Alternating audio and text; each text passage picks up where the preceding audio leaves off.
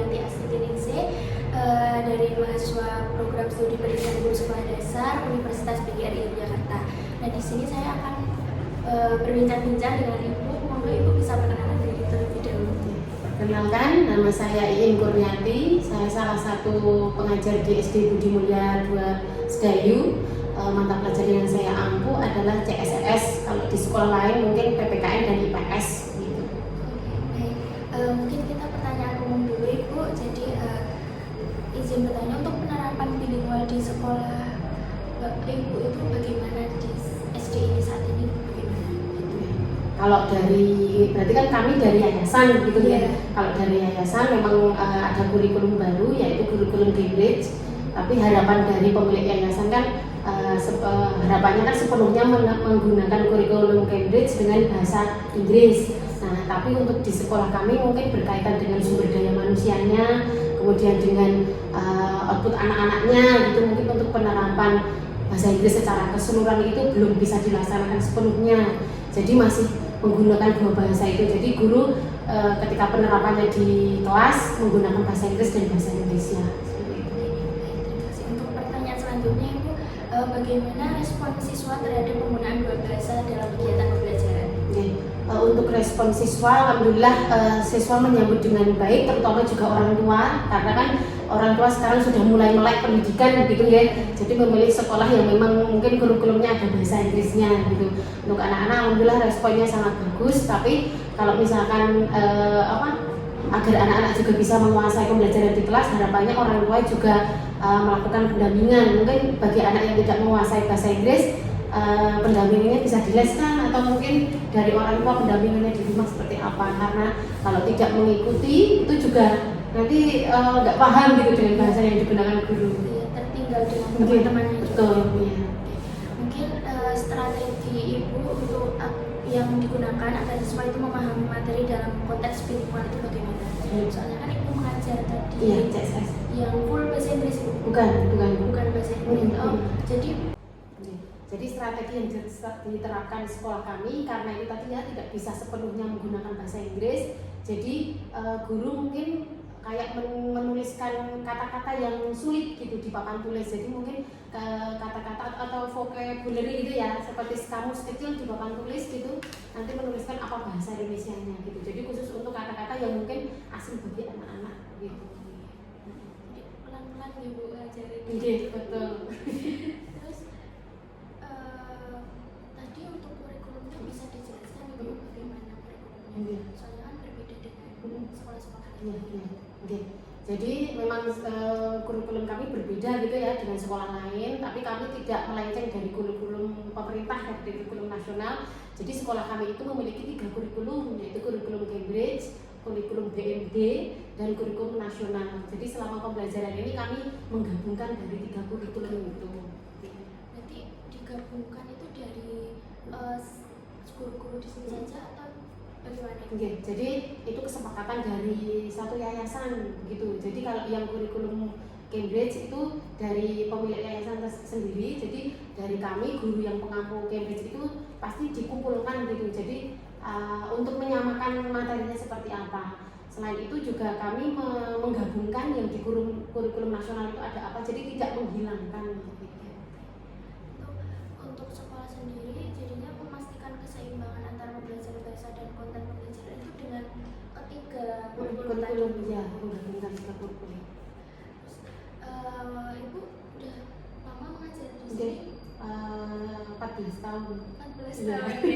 Jadi manfaat besar apa yang Ibu lihat dari pembelajaran bilingual itu bagi siswa itu bagaimana? Kalau mungkin saya membandingkan dengan sekolah lain gitu ya, anak-anak yang pengajarannya dengan 2 bahasa itu, menurut saya mereka wawasannya lebih luas, kemudian bisa bersaing juga mungkin dengan sekolah lain. Dan kalau dari BMD ini kan harapannya nanti lulusannya juga bisa ke BMD lagi gitu ya, biar sejalan. Tapi kan karena mungkin dari faktor ekonomi dan lain sebagainya, banyak yang di sekolah negeri gitu. Nah ternyata lulusan dari BMD yang sekolah di sekolah negeri itu kemampuan bahasa Inggrisnya dia malah melebihi teman-teman yang lain gitu. Karena memang cakupan materinya levelnya lebih tinggi kalau diajar di BMD gitu untuk bahasa Inggrisnya, pelajaran bahasa Inggris.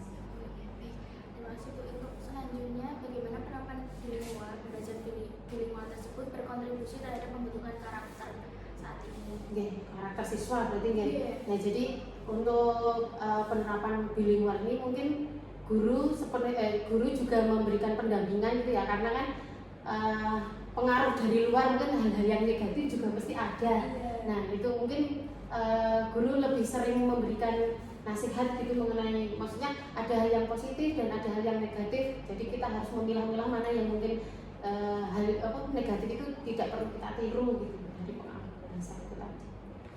Baik, untuk selanjutnya pertanyaan terkait dampak belajar bilingual ini. Untuk yang pertama, kan tadi dijelaskan menggunakan dua bahasa. Nah, itu interaksi anak-anak atau peserta didik itu bagaimana Bu? Apakah menggunakan bahasa Inggris selalu atau campur-campur? Kalau pengamatan selama di kelas gitu, semisal guru menggunakan full in English, itu kalau saya melihatnya karena kemampuan murid kan tidak semua sama gitu. Bagi anak-anak yang memang kemampuan bahasa Inggrisnya di atas rata-rata, mereka dapat mengikuti dengan baik dan ketika ada respon dari guru mereka bisa menanggapi dengan baik. Tapi kalau untuk anak-anak yang mungkin mohon maaf kemampuannya mungkin kemampuan bahasa Inggrisnya masih belum bagus gitu, nah mereka kurang memahami materinya gitu. Jadi strateginya guru itu tadi mengajarkan dengan dua bahasa seperti itu. Jadi tetap dicampur dengan bahasa Indonesia supaya materi juga tersampaikan, tidak hanya ngejar bahasa Inggrisnya gitu ya untuk menggunakan bahasa Inggris, tapi guru juga harus memahamkan materinya. Jadi lewat bahasa Indonesia itu tadi memahamkan materinya. Jadi untuk yang kurang bisa bahasa Inggris juga ya? Iya, betul. Untuk bagaimana dampak penerapan bilingual itu terhadap rasa percaya diri siswa dalam berkomunikasi? Iya. Mungkin itu tadi, kalau anak yang kemampuan bahasa Inggrisnya bagus, dia akan tampil percaya diri gitu ya, jawab respon dari guru itu positif, bagus itu dengan bahasa Inggris. Tapi anak yang mungkin bahasa Inggrisnya kurang bagus pasti terus bilang, loh kok jawabnya pakai bahasa Inggris gitu. Padahal kan sebenarnya nggak apa-apa karena kan memang pelajarannya bilingual itu tadi. Ya. Mungkin ada kendala atau halangan nggak Bu dukungan sekolah atau sarana prasarana terhadap sekolah bilingual di program ini? Kalau untuk bilingual ini, alhamdulillah dari yayasan itu memfasilitasi guru-guru. Jadi guru-guru itu dibagi jadi dua, jadi guru Cambridge dan non Cambridge. Jadi ada pengajarnya. Kalau guru yang Cambridge itu kayak les bahasa Inggris itu Mbak. Jadi gurunya itu diberikan les tambahan untuk agar kemampuan speakingnya bagus. Jadi tidak hanya siswa yang diajari dengan guru, tapi guru juga belajar gitu. Jadi ada pengajarnya khusus dari yayasan. Jadi kalau yang guru-guru Cambridge itu pengajarnya setiap hari Rabu. Kalau guru-guru non Cambridge itu kami lesnya setiap hari Jumat. Untuk rutin ya? Iya, rutin. Ya. Oh.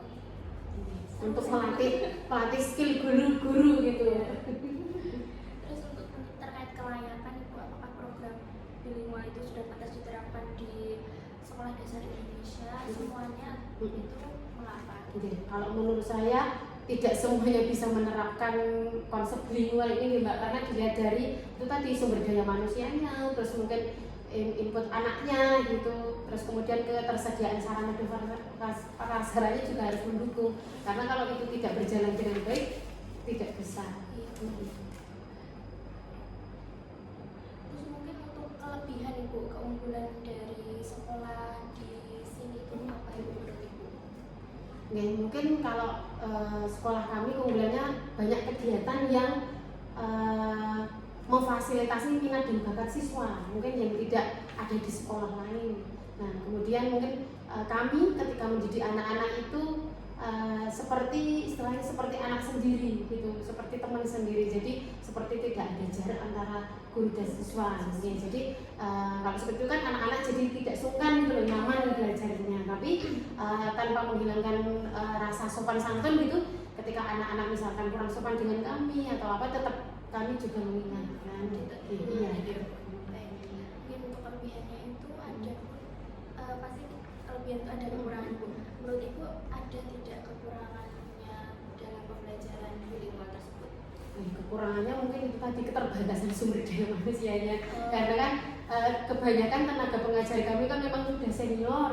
Jadi ketika kami diikutkan les bahasa Inggris, mungkin ada yang progresnya bagus, mungkin ada yang progresnya hanya biasa aja nggak berkembang. Nah itu mungkin kelebihannya di situ Mbak, terkait dengan sumber daya manusianya. Beda kan maksudnya yang tenaga yang sudah senior, pendidik yang sudah senior dengan yang masih baru kan ketika dikasih pelatihan itu kan mungkin lebih cepat yang muda-muda gitu. Karena faktor Faktor usia. Mungkin itu saja Ibu. Saya berterima kasih Ibu sudah meluangkan waktunya, sudah memberikan ilmu juga pada saya. Mungkin itu saja Ibu dari saya. Saya mengucapkan terima kasih.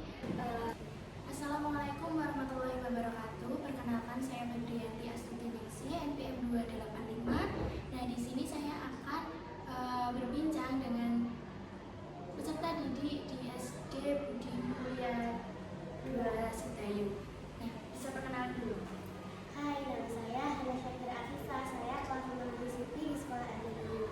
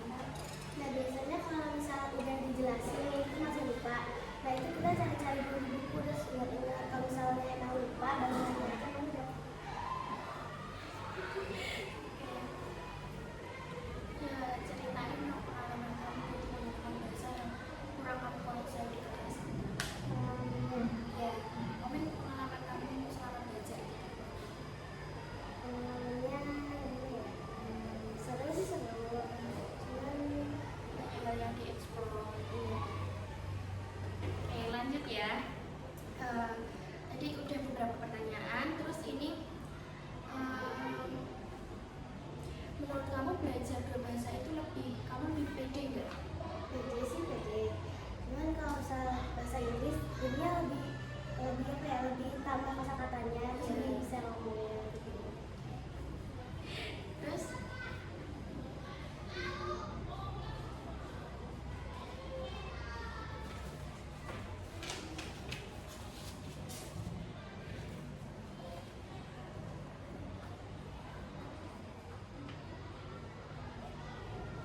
Terus kamu pernah nggak ada di posisi capek gitu atau bingung harus belajar berbahasa gitu? Mungkin di kelas-kelas awal gitu? Ya kelas-kelas awal kalau misalnya udah banyak banget itu dan bingung, biasanya langsung kalau misalkan udah selesai pelajaran nih waktunya. Nah kalau misalnya istirahat tuh bisa lebih ketanya ke gurunya langsung gitu loh, biar kayak lebih dijelasin lagi. Jadi senang banget sekolah di sini. Sama.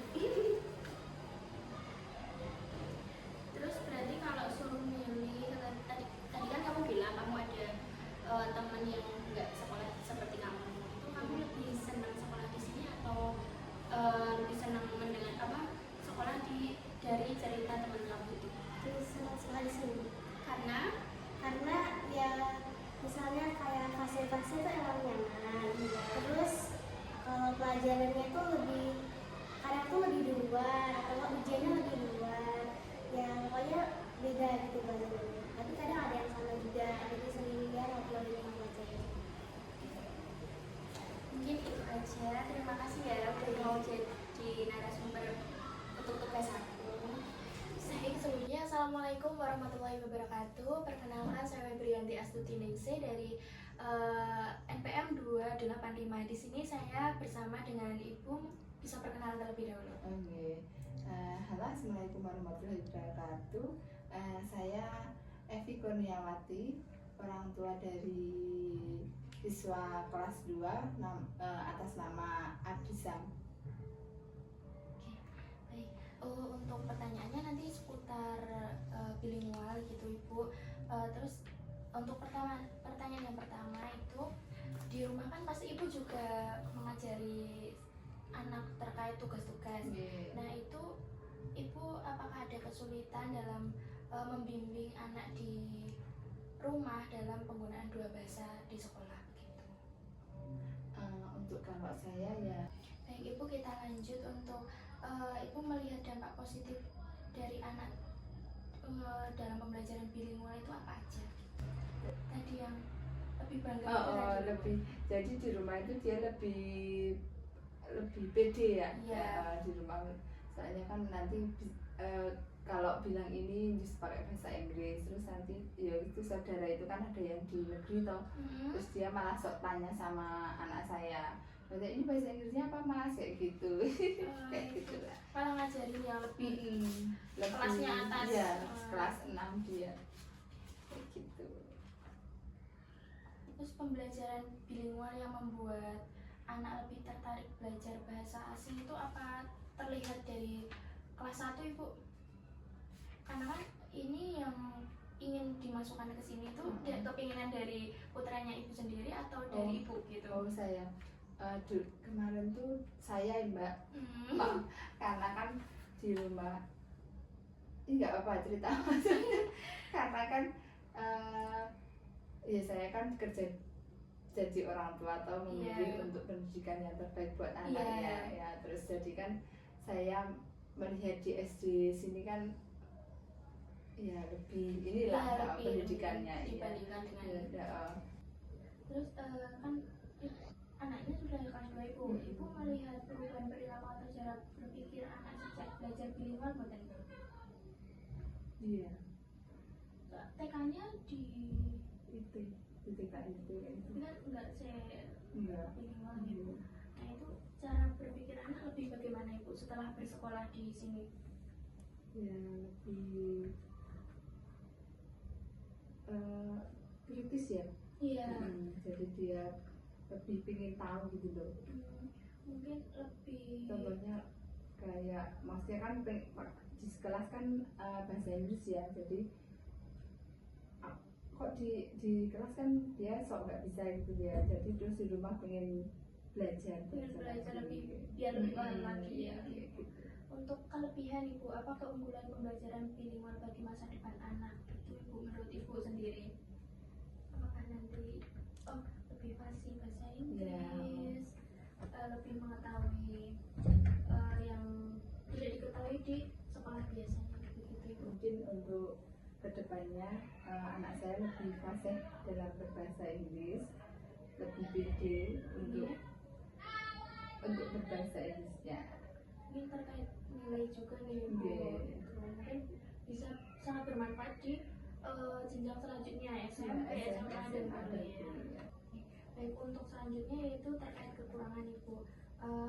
Apakah pembelajaran bilingual yang Ibu lihat terhadap anak Ibu itu menimbulkan kebingungan bahasa atau kesulitan bagi anak Ibu atau tidak? Untuk seharian atau Iya.